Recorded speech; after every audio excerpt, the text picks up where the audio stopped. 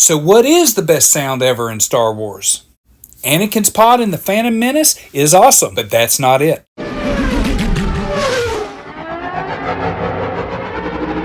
Kylo Ren / Ben Solo's lightsaber sounds cool, but that's not it either.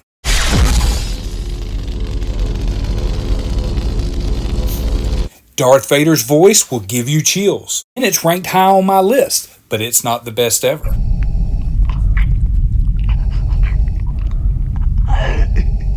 I find your lack of faith disturbing. Enough of this. Vader, release him. As you wish.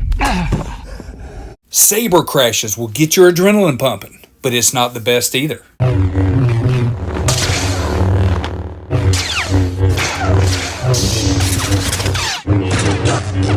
One of my favorites is the Death Star charge lever, but not the best ever.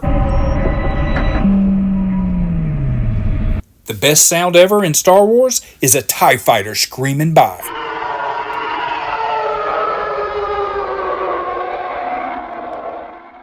Hope you enjoyed this video.